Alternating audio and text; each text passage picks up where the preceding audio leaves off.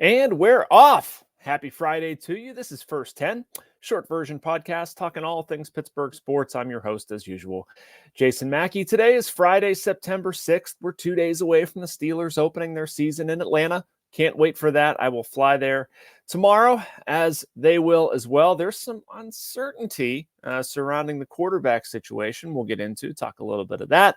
Pirates with the 9-3 victory over the Nationals, also going to take your questions, of course. Thank you for finding us. We're here, as always, usually publishing around the middle of the morning, Monday through Friday, and taking the weekends off. But this is the last episode of the week, so have a little Q&A segment on the back half of this. Not going to do all Q&A stuff just because of some other stuff going on. I didn't get to as much Steelers as I would have liked throughout the week. But, was over there yesterday to do some additional reporting and didn't quite anticipate walking into what I walked into. Russell Wilson was a limited participant in practice. That has become a significant storyline for obvious reasons. I think on the positive side, you can look at Justin Fields, got some experience. You have a starter in waiting. On the negative side, the Steelers kind of took it light with his calf injury.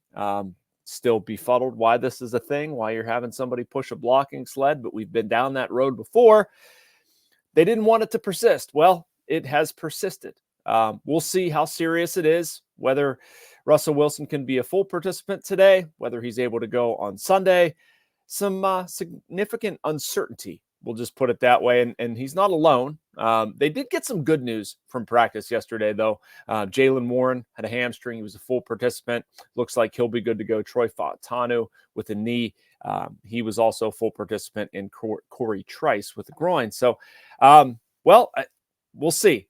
I have some questions about that sort of stuff. One question in the queue is going to, what is your concern level? And my number one would not be the quarterbacks. It's probably the wide receivers, but a big part of that, of course, they're related. So we will just see. We don't know at this point. I don't know how many people watched the game last night. I did.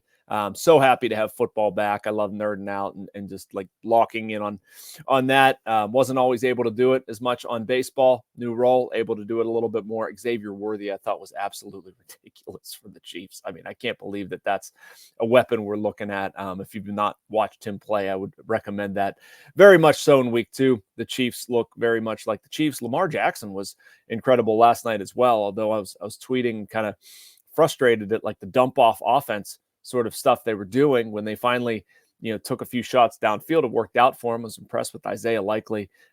He was the guy that nearly had the touchdown at the end, saved by a toenail. If you don't know what I'm talking about, well, I don't know. Go back and watch the highlights or something. But a very good game. Happy to have that back. Pirates-wise, was checking in on that as well. Good bounce-back performance for the ball club. They obviously had a rough one to close out the Cubs series. This was the good side of their approach, right? 9 walks. Nick Gonzalez with 3 RBIs. Bailey Falter struggled early on, but finished with 4 scoreless innings. They got offense from a lot of different places, and they worked counts. But it's just too bad. I was over at PNC Park yesterday. Made a trip from Steelers to PNC for some pregame stuff to talk to a few people. And, it's their season is basically sunk. Now it's what do you do about it? Can you make any sort of ill-fated run? I don't think they can. I feel bad saying that, but it's true. The hole they dug themselves is just too far. So anyway, we're going to get into some of that and more on our Q&A segment. Going to get the break a little earlier than we usually do. Want to deliver a message from the Bradenton Area Convention and Visitors Bureau and your questions on the other side. Embrace the laid-back charm of island life while sinking your toes in the sand and discovering real, authentic Florida in the Bradenton area. Unspoiled beauty and pristine beaches, a vibrant waterfront downtown energized by local arts and culture, fresh Floridian cuisine with a flourish of rich history, and friendly locals ready to welcome you to this preserved paradise on Florida's Gulf Coast. Plan your visit today at BradentonGulfIslands.com. Welcome back to First 10. Your questions. Let's get going right away. Doug Andy Oreo asks, who are your picks for the next Pirates Hall of Fame class? Do you see guys like Kendall, Giles, Bay, Sanchez getting in from that generation? I think eventually they should be in. I would certainly not ignore that. And I think we're getting to a point where it might be nice to see a more recent Pirate but they would not be in my next class. My next class would start with Vern Law. A little surprised that Vern Law is not in to this point. Al Oliver, Scoop, a little surprised he's not in. He's another one I would go with. I'd go with Scoop for the National Baseball Hall of Fame. I think probably Babe Adams would be another pick that I would have. And I actually did this, and I can't remember the fourth one that I had. I remember providing some suggestions. Harvey Haddix was one that I received a lot of feedback on.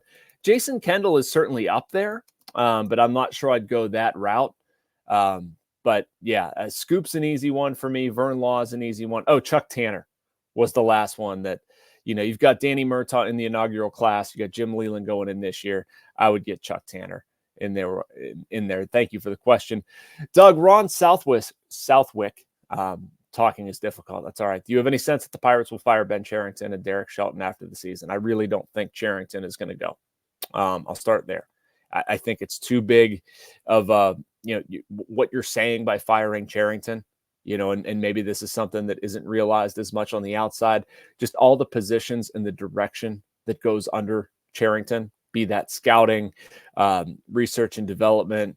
There's just so much. And so if you would fire the general manager, you're in effect changing all of those departments. And I'm not saying they don't warrant some sort of change, but the sense I get that they will be bringing Cherington back, not that it's a ringing endorsement of how this year went.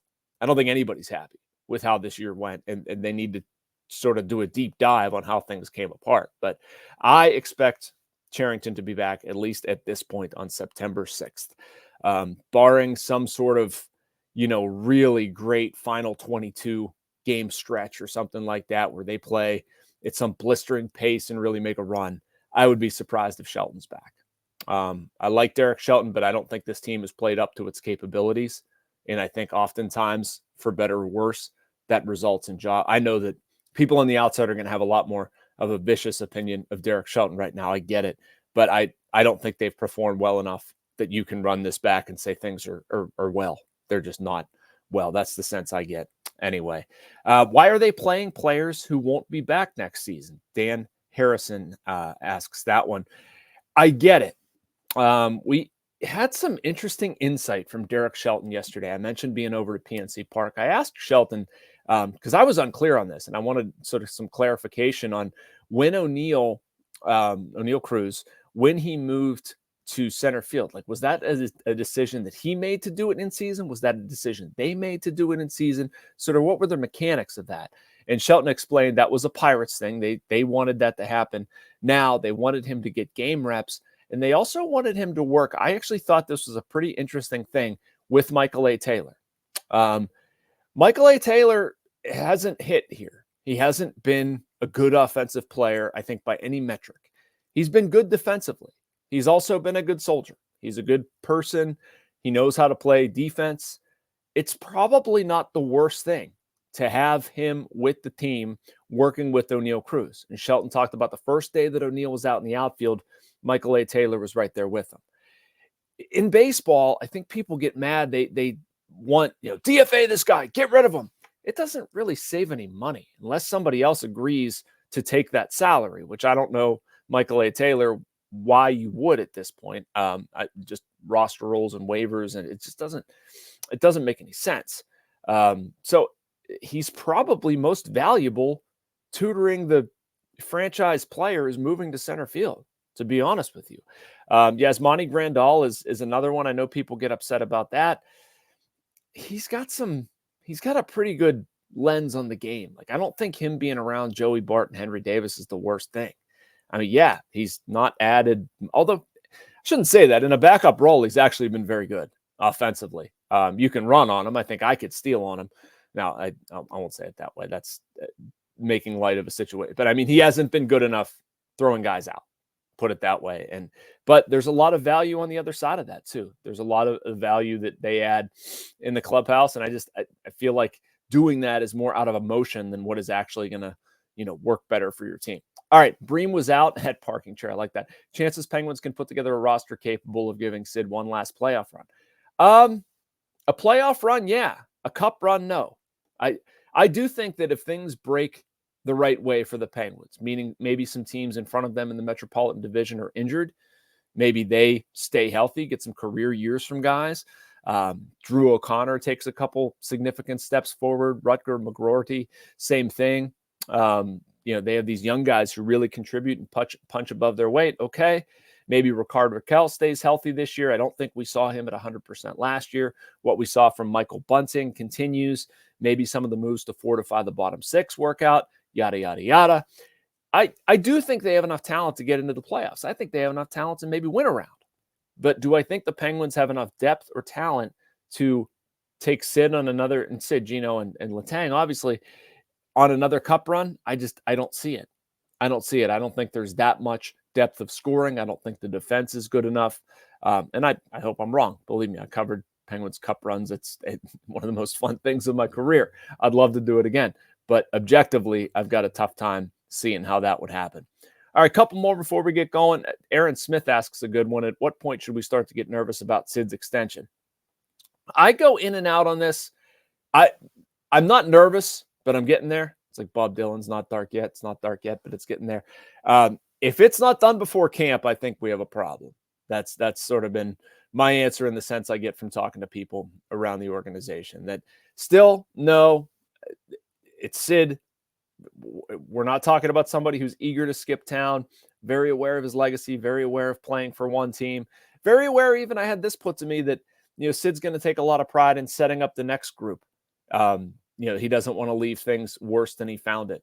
So we'll see. We'll see. But it is odd. Should not be a complicated deal. If you want to come back, if the Penguins going to want to have you back, I've heard the theories about vacation. They have cell phones. Don't necessarily get it.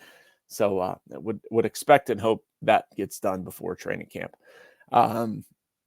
One last one. Zach Henry asks, what do you see as the biggest weakness for the Steelers outside of quarterback going into the season? And which positions would you prioritize in the offseason if you were Ben Cherington with the Pirates? Thank you. Good question, Zach. I alluded to that earlier. Biggest weakness for the Steelers, probably wide receivers. Honestly, a little surprised they didn't get something done. I like Van Jefferson a lot as a number 3, not so much as the number 2. I understand the offense is going to function a little bit differently with Pat Freiermuth as a de facto number 2, but the depth of that group worries me. And if I was Ben Cherington, I'd be targeting offense. Most likely that's going to come in the form of a first baseman. If you're going to play O'Neill in the outfield, Brian Reynolds in the outfield, you just traded for Brian De La Cruz. I'm not sure if you have the regular at-bats to dole out in the outfield. I think where you have the at-bats to give, first base. But it's an interesting spot, right? You've got Andy Rodriguez, Henry Davis, and Joey Bart all there. What do you do? You might, and I mean like catcher, first base, you need to figure out that equation. Like I think they could try Joey Bart at first base. I think they will try Andy at first base. I'm not sure what they're going to do with Henry Davis, but anyway, it's a complicated question. I'm also over time. Thank you all for sticking with me. Thank you for watching every day. Make sure you like and subscribe. You can get this video and a whole bunch more from our Post-Gazette team. Enjoy the weekend. Enjoy the Steelers game, Pitt, Penn State, all of that. Looking forward to it.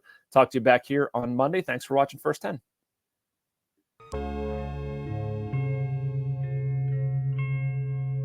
Thank you for checking out this content from Post-Gazette Sports. If you watch this video on YouTube, please like the video and subscribe to our channel.